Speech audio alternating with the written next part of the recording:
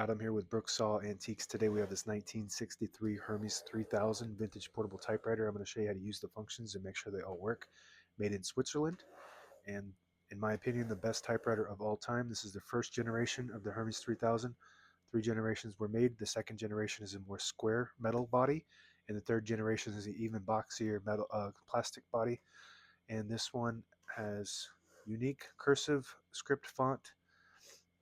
Up top is the adjustable paper guide. This helps you guide the page in straight. I'm going to line that up with the edge of the platen, which is the main roller that feeds the paper, and this is the paper support arm that flips up from the back. This is the paper bale that sits on top. It's got two adjustable rollers and a scale, and margin indicators in red. To set the margins on this, just put the cursor where you want it. If you want it closer in the middle, then you just flip this silver switch here, and it sends the margin to that spot.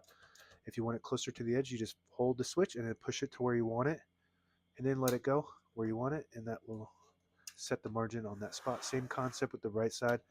If I wanted it right there, then I put the cursor where I want it and just flip the margin, and it sends it to that spot. You can see it in the red there. And if you want it closer to the edge, you hold the carriage release, which is the green button here that I'm pushing, and the margin at the same time, and just push it to where you want it, let it go, and now it's on the edge.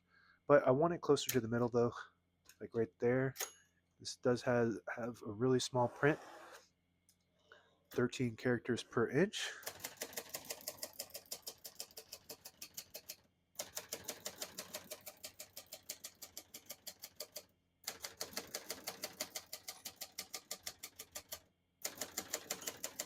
Once you hear the bell, you're at the end of the margin. Hit this line space, get you back to the beginning, and skips 1.5, or 2 spaces. Right now we have it on single, but if you want 1.5, just flip that switch forward. It skips 1.5. One more, it skips 2. We're going to keep that on single for now and finish typing.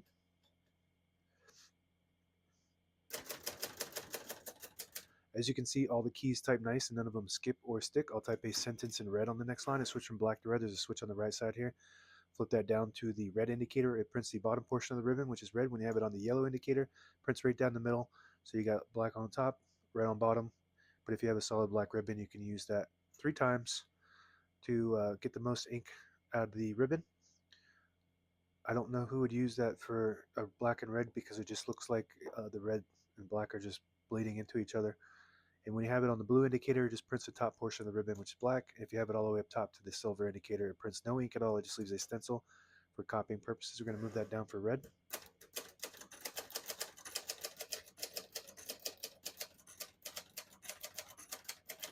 Just absolutely beautiful. Once you type on a nice serviced Hermes 3000, no matter what generation it is, you'll never go back to whatever else you were typing on. Just so smooth and cushion, and just comfortable to type on. So as you can see, the print is super pretty. Cursive / script print. Very rare. Very rare to find these, and if you do find them, they're very expensive if they work. Even if they don't work, they're very expensive. Alright, we're going to move that color back to black, and to pull the page out easy, there's a switch on the right side. Flip that forward and it unlocks the rollers underneath the platen, allowing you to pull the page out easy or load thicker paper like carbon copy or cardstock. Make sure you flip that back before you load the next page, or else it won't load correctly. We're going to flip this down for now. Got a shift on each side and a shift lock on the left. To clear that, just hit the shift button again, backspace on the top left. Very good. These are your tab buttons, and the actual initiation for the tab is on the right. Right now I have tabs set on 10 space intervals, so I'm just going to go ahead and clear all of them by hitting this button with the 3 lines, and that clears all the tabs. So now when I hit the button, it just goes all the way to the end, but I always like to set one somewhere in the middle so it doesn't slam all the way to the end, causing wear and tear on your typewriter. I do that with all typewriters. Some of them have a better break. This one has a pretty good break, but I'm just going to set one right there by hitting that plus button. So now it stops at that spot, and you can set as many tabs as you want in this model to clear that specific tab, not all of them. This isn't all clear, and this is just that one tab by hitting that minus sign there. So now I don't have any tabs. I'm just going to keep one set there, and this one with the arrow going in each direction is the margin release. So when you get to the end of the margin, there's a mechanism that blocks you from printing. Hit that margin release. It does allow you to go all the way to the end. Very good. The hood pops up from the back and hooks in from the front like that. All metal. Very nice, high durability machine. This is one of the best typewriters of all, probably the best typewriter of all time. It just depends. If you go with the second generation, it's a more square. This one's just more curvy. Depends on your style. Pretty much the same exact typewriter besides the body. The carriage knobs are different too. All the brand new ribbons loaded on the left side, so it's pulling to the right clockwise. Oh, it's actually pulling to this side. So to switch the direction, you just flip the ribbon guide like that, and it'll pull. If you move it towards the middle, it'll pull to that side. And what that does is it automatically will switch back and forth once you get to the end of the ribbon.